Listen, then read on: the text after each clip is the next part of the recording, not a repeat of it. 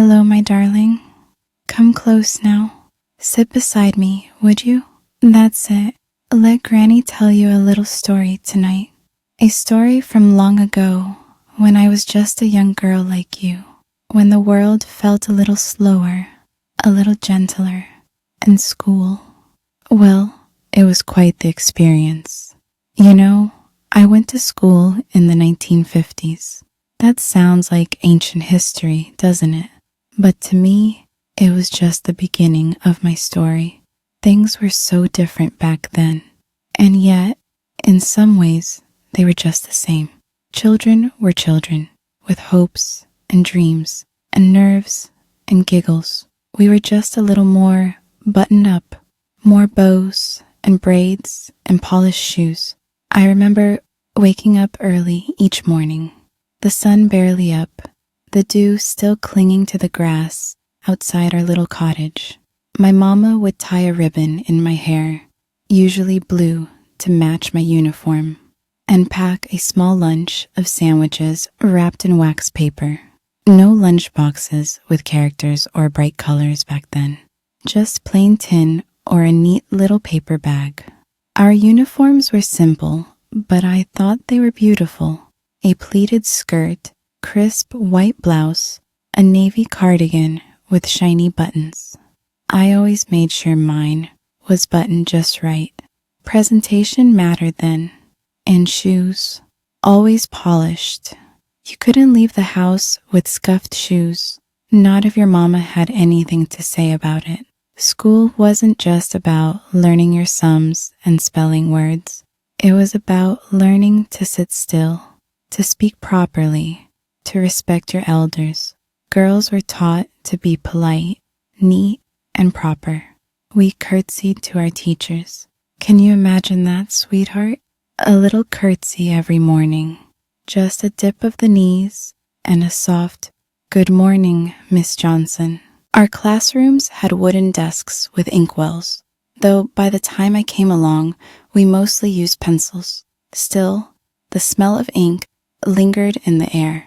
And chalk, oh so much chalk. Teachers wrote on big blackboards with long sticks of white chalk that clicked and scratched as they wrote. That sound still lives in my ears sometimes. Not unpleasant, just part of the rhythm of learning. We girls learned sewing and handwriting, penmanship, we called it. You'd be amazed at how serious penmanship was taken. Loops had to be just so, the slant of each letter carefully measured. I spent many afternoons practicing my name over and over again. Still do sometimes. And do you know what? We learned to bake in school, too. Little butter cookies and scones.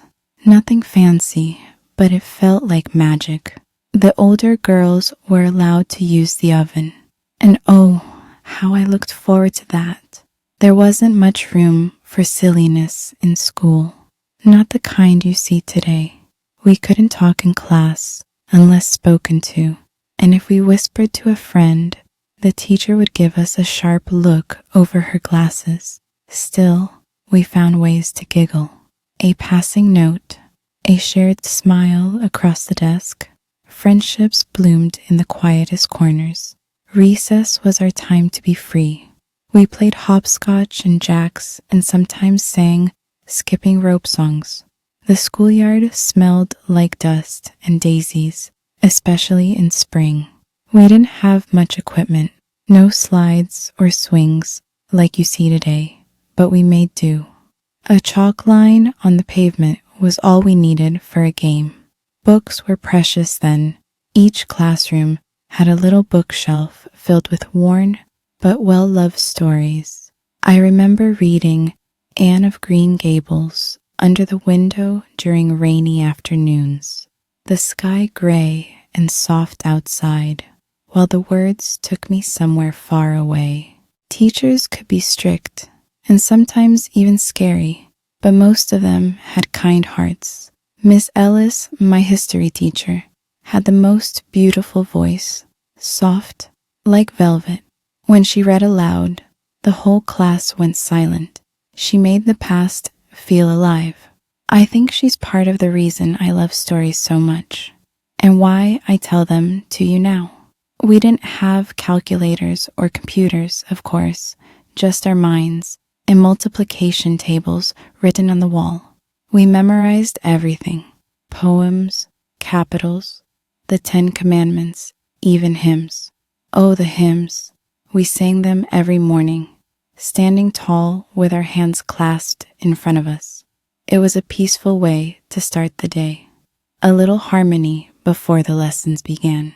I'll tell you, sweetheart, school taught us more than facts. It taught us patience, discipline, grace. We learned to sit quietly, to wait our turn, to take pride in the little things: a neat paper, a well-done chore, a kind word to a classmate.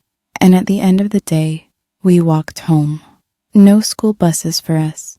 We walked in 2s and 3s, chattering about the day, stopping to pick flowers or splash in puddles if we were feeling brave.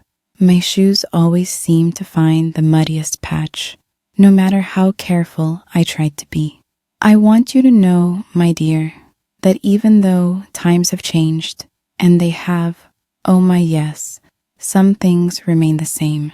Kindness still matters. Hard work still pays off. And learning, well, that's a gift you carry forever. No matter the year, no matter the world outside. Sometimes I think young people today are under so much pressure, too many expectations, too much noise. Back then, things were quieter, slower. Maybe that's what I want you to remember most from this little story, that it's okay to slow down, to take pride in the simple things, to be gentle with yourself, and always, always ask questions. Never stop being curious, whether you're sitting at a polished wooden desk in 1954 or tapping away on a tablet in 2025. Curiosity is what turns a girl into a wise woman. If I could hold your hand right now, I'd give it a little squeeze. You're doing just fine, my love. And if the world ever feels too fast, just come back here. Sit beside me. Close your eyes. Let Granny whisper a little wonder into your heart. Sleep now, my sweet child. The school bell won't ring for a while yet. Granny loves you, always.